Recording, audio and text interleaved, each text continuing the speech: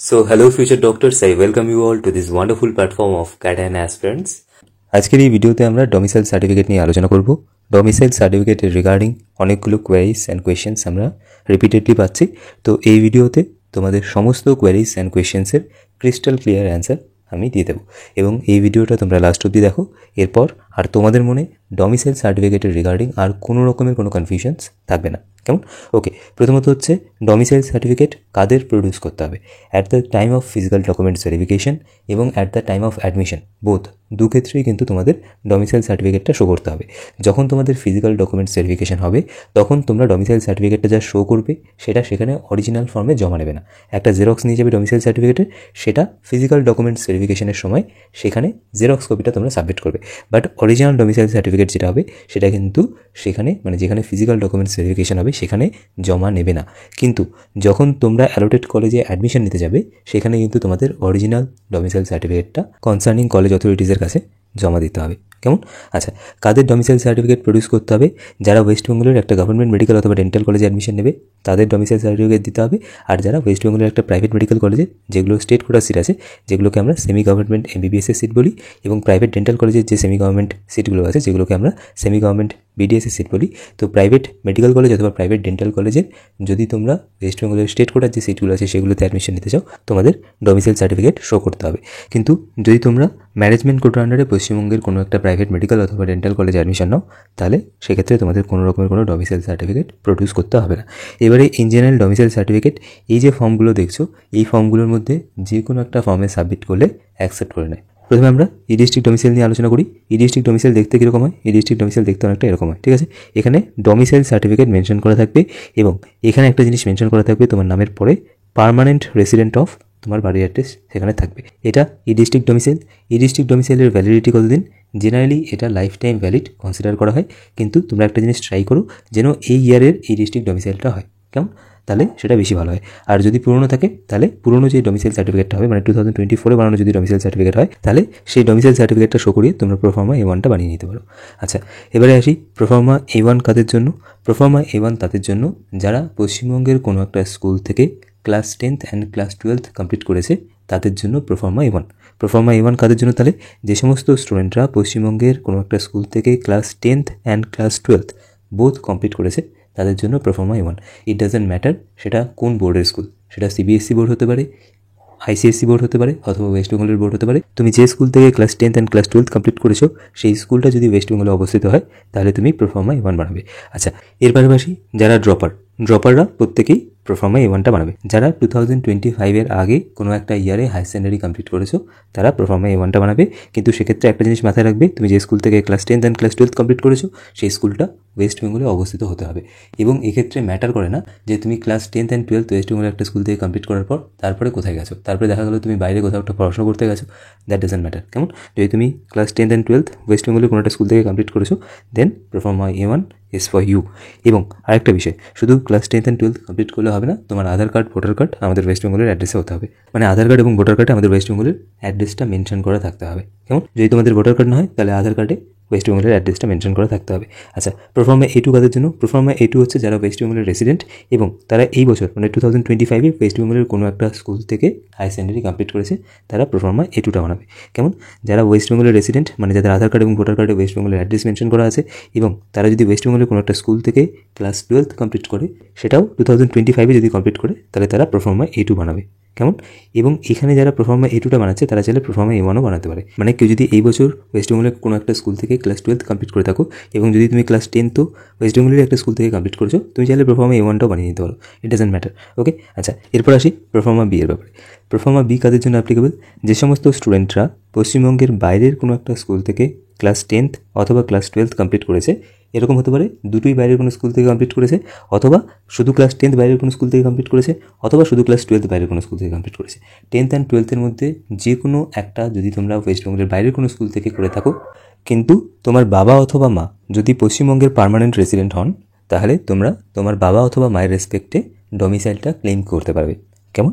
আমি বলতে পারলাম পুরো বিষয়টা। তো তোমরা প্রোফার্মা Bটা সাবমিট করবে। আর একটু আমি সিম্পলিফাই করে দিচ্ছি, যে সমস্ত স্টুডেন্টরা ওয়েস্ট বেঙ্গলের বাইরের কোনো একটা স্কুল থেকে ক্লাস 10th অথবা ক্লাস 12th কমপ্লিট করেছে অথবা বোথ কমপ্লিট করেছে কিন্তু তাদের বাবা অথবা মা দুজনের মধ্যে যে কোনো একজন পশ্চিমবঙ্গের পার্মানেন্ট রেসিডেন্ট সেই সমস্ত স্টুডেন্টরা ওয়েস্ট বেঙ্গলের নিটের কাউন্সিলিংয়ের সময় প্রোফর্মা বিটা সাবমিট করবে। ওকে, কুইকলি দেখে নেওয়া যাক প্রোফর্মা A1টা তোমরা কী করে বানাবে এবং প্রোফর্মা A1 বানানোর জন্য তোমাদের কী কী ডকুমেন্টসের রিকোয়ারমেন্ট হবে। প্রোফর্মা A1টা অনেকটা এরকম দেখতে। এখানে তোমার নাম লিখবে, এখানে তোমার বাবা অথবা মায়ের নাম লিখবে, আর এখানে তোমার পার্মানেন্ট অ্যাড্রেস লিখবে।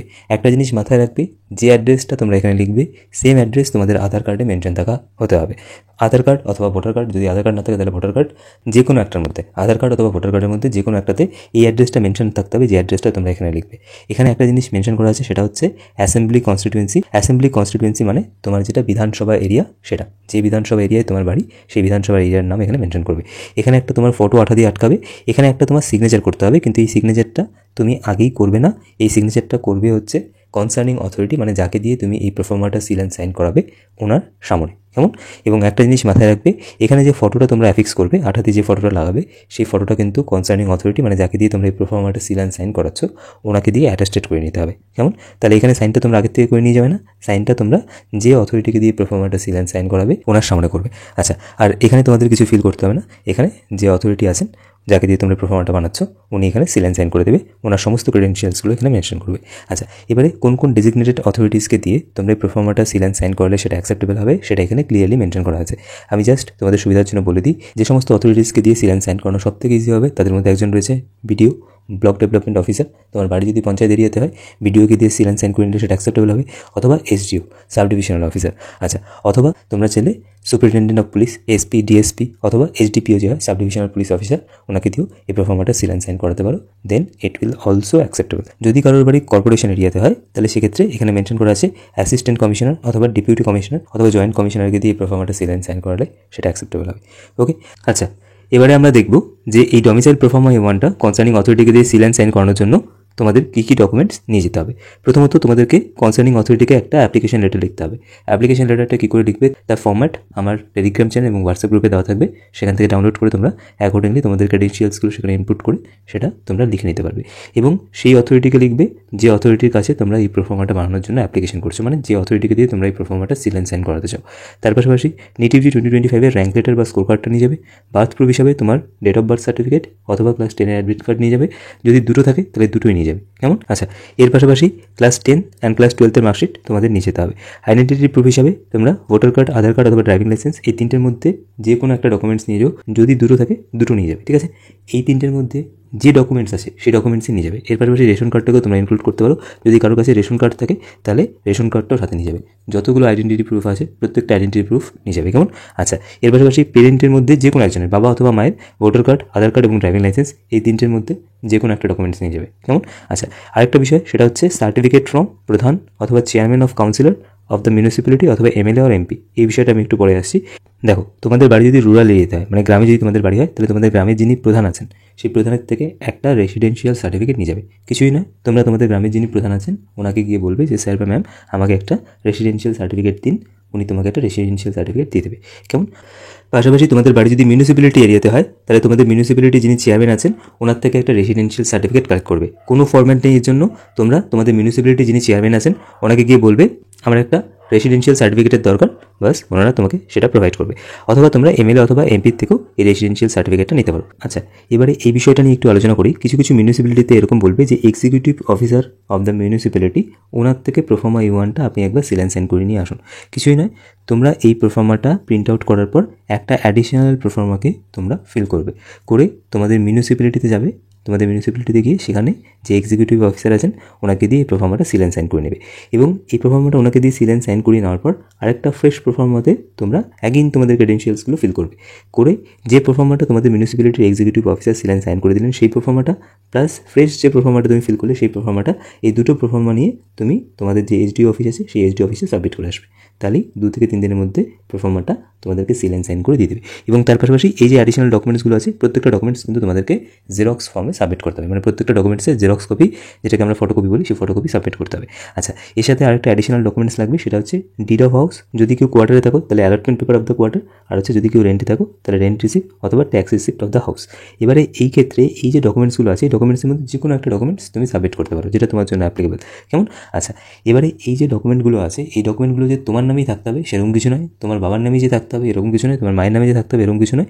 যে বাড়িটায় তুমি আছো, যে অ্যাড্রেসটার ব্যাপারে তুমি এখানে মেনশন করছো, সেই অ্যাড্রেসটার অ্যাগেনস্টে এই প্রুফটা তোমাকে সাবমিট করতে হবে। যদি কেউ বাড়ির ডিড দাও তাহলে সেক্ষেত্রে বাড়িটা যে কারোর নামে থাকলেই হবে, তোমার দাদুর নামে থাকতে পারে, দিদার নামে থাকতে পারে, বাবার নামে থাকতে পারে, মায়ের নামে থাকতে পারে, ইট ডাজেন্ট ম্যাটার, যার নামেই থাকুক না কেন, যে অ্যাড্রেসটা তুমি এখানে মেনশন করলে সেই অ্যাড্রেসের অ্যাগেনস্টে তোমাকে একটা প্রুফ সাবমিট করতে হবে, বাস দ্যাটস ইট।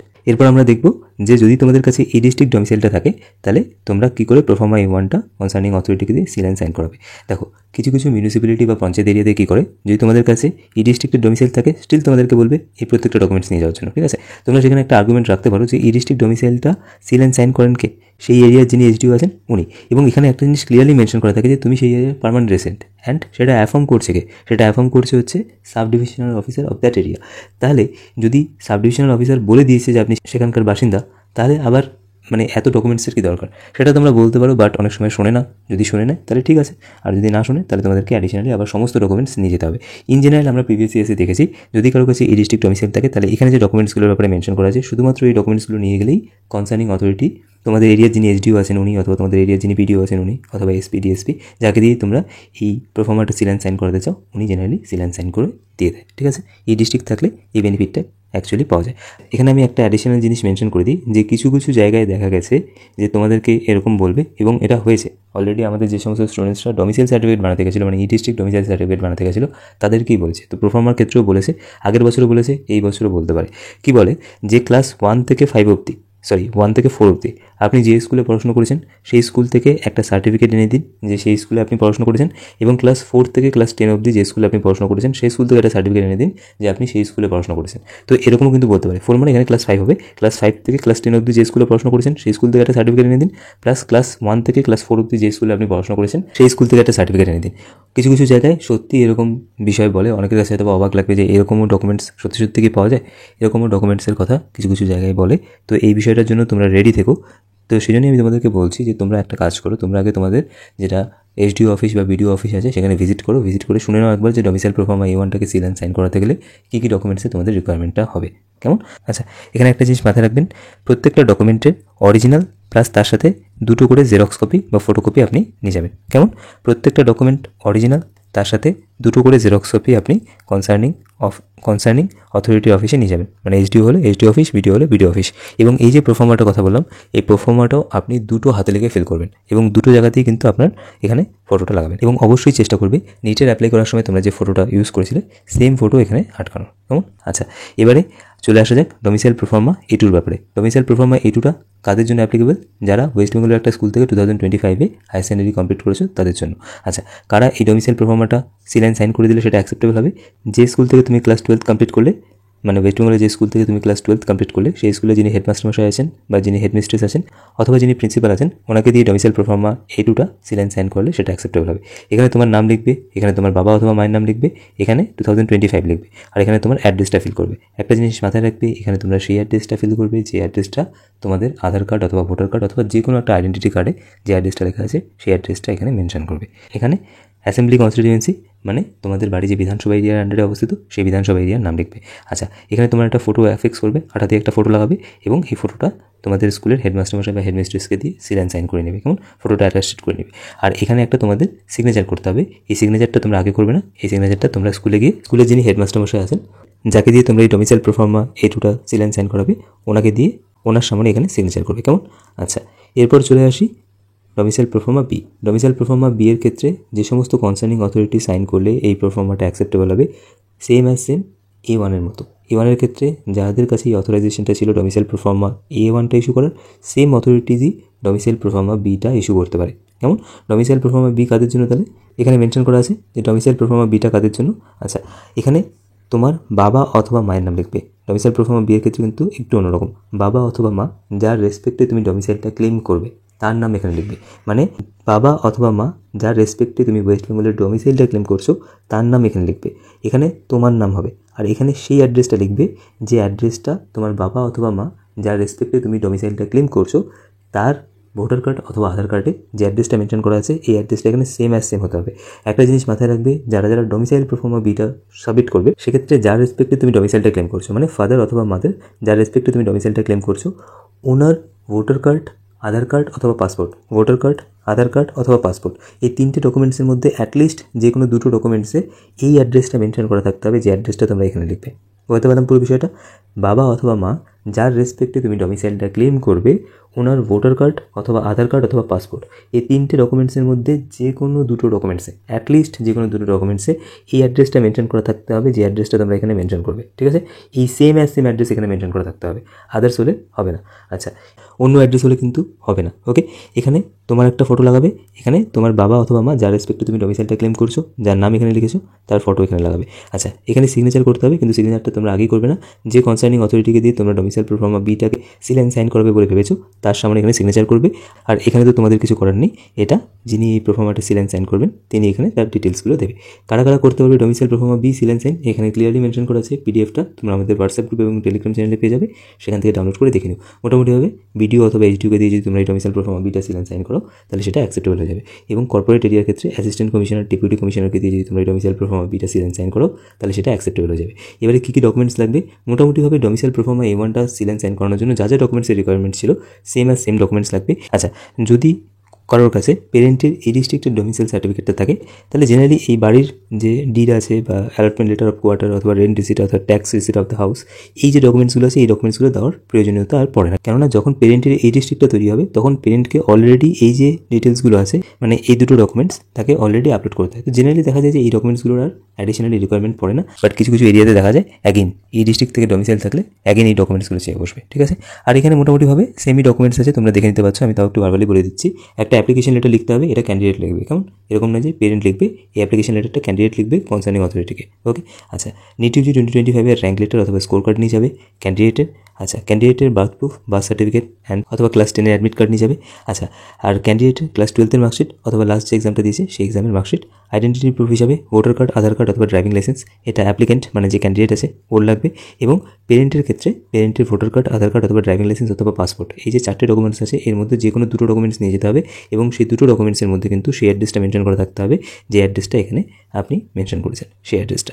আচ্ছা, এরপর দেখুন, এরপর এখানে লেখা আছে সার্টিফিকেট ফ্রম এমএলএ, মানে আপনাদের এরিয়ার যিনি প্রধান আছেন সেই প্রধানের থেকে পেরেন্টের রেসপেক্টে একটা সার্টিফিকেট নিতে হবে যে পেরেন্ট সেই এরিয়ার পার্মানেন্ট রেসিডেন্ট। যদি আপনার বাড়ি পঞ্চায়েত এরিয়াতে হয় তাহলে প্রধানের থেকে নেবেন, আর যদি আপনার বাড়ি মিউনিসিপ্যালিটি এরিয়াতে হয় তাহলে চেয়ারম্যান অফ দ্য কাউন্সিলর, আপনাদের মিউনিসিপ্যালিটি কাউন্সিলর যিনি আছেন সেই চেয়ারম্যানের থেকে আপনি একটা রেসিডেন্সিয়াল সার্টিফিকেট নেবেন। কিছুই না, ওনাদেরকে গিয়ে বললেই হবে যে আমার একটা রেসিডেন্সিয়াল সার্টিফিকেটের দরকার। আপনাদের এরিয়ার যে প্রধান আছে ওনাকে গিয়ে বললে হবে। আপনার বাড়ি যদি মিউনিসিপ্যালিটি এরিয়াতে হয় তাহলে মিউনিসিপ্যালিটির যিনি চেয়ারম্যান আছেন অথবা যিনি কাউন্সিলর আছেন ওনাকে গিয়ে বললেও হবে। আচ্ছা, অথবা এটা আপনি এমএলএ অথবা এমপি, আপনার এরিয়ার যিনি এমএলএ অথবা এমপি আছেন ওনাকে দিয়েও সেটা নিতে পারেন, মানে রেসিডেন্সিয়াল সার্টিফিকেটটা সেখান থেকেও কালেক্ট করতে পারেন। এর পাশাপাশি যে অ্যাড্রেসটা আপনি এখানে মেনশন করেছেন সেই অ্যাড্রেসটা এগেনস্টে আপনাকে একটা রেসিডেন্সিয়াল প্রুফ দিতে হবে। সেক্ষেত্রে আপনি বাড়ির যেটা ডিড আছে সেটা দিতে পারেন, অথবা বাড়ির ট্যাক্স রিসিট দিতে পারেন, অথবা এখানে যে ডকুমেন্টসগুলো মেনশন করা আছে এগুলোর মধ্যে যে কোনো একটা আপনি দিতে পারেন, যেটা আপনার জন্য অ্যাপ্লিকেবল সেটা আপনি সাবমিট করতে পারেন। আচ্ছা, এক্ষেত্রে একটা জিনিস মাথায় রাখবেন যে যদি আপনার বাড়ি আপনার নামে না হয় কোনো ম্যাটার নয়, মানে এটা পেরেন্টে দিতে হবে, কেমন এটা পেরেন্টে দিতে হবে। ওকে, আপনার বাড়ি আপনার নামে নাও হতে পারে, আপনার বাবা অথবা মা যার নামেই থাকুক না কেন, জাস্ট যে অ্যাড্রেসটা আপনি এখানে মেনশন করছেন সেই অ্যাড্রেসটার এগেনস্টে এর একটা প্রুফ হিসেবে কাজ করবে, কেমন? ওকে, তাহলে আই হোপ আমি এটা বোঝাতে পারলাম যে ডোমিসাইল প্রোফার্মাটা সিল অ্যান্ড সাইন করানোর জন্য কী কী ডকুমেন্টসের রিকোয়ারমেন্ট হবে। আচ্ছা, এবং একটা জিনিস মাথায় রাখবেন, প্রত্যেকটা ডকুমেন্টসের কিন্তু অ্যাটলিস্ট দুটো করে জেরক্স কপি আপনারা নিয়ে যাবেন। প্রোফার্মাটা যখন আপনারা ফিল আপ করছেন, মানে প্রোফার্মা বিটা যখন আপনি ফিল করছেন, প্রোফার্মা বিটাও আপনি দুটো হাতে লিখে ফিল করবেন, কেমন? প্রোফার্মা বি দুটো হাতে লিখে ফিল করবেন, প্লাস প্রত্যেকটা ডকুমেন্টসের দুটো করে জেরক্স কপি আপনি নিয়ে যাবেন। এবং প্রোফার্মা বি যে দুটো হাতে লিখে ফিল করবেন সেখানেও কিন্তু ফটো দুটো আপনি লাগাবেন, দুটো ফটোই লাগাবেন দু জায়গায়, ঠিক আছে? সো আই হোপ আজকের এই ভিডিওর মাধ্যমে আমি আপনাদেরকে একদম পরিষ্কারভাবে বোঝাতে পেরেছি যে কোন প্রোফার্মাটা কাদের জন্য অ্যাপ্লিকেবল, কীভাবে বানাবেন এবং কোন কোন কনসার্নিং অথরিটিকে দিয়ে এটা সিল অ্যান্ড সাইন করলে সেটা অ্যাকসেপ্টেবল হবে। তো আজকের এই ভিডিও নিয়ে আপনাদের যার যা মন্তব্য কমেন্টের মাধ্যমে জানান। যদি আপনাদের পুরো ডিসকাশনটা ভালো লাগে প্লিজ ভিডিওটিকে লাইক করুন, চ্যানেলটিকে সাবস্ক্রাইব করুন এবং এই ভিডিওটি আপনাদের বন্ধুদের সাথে অবশ্যই শেয়ার করুন।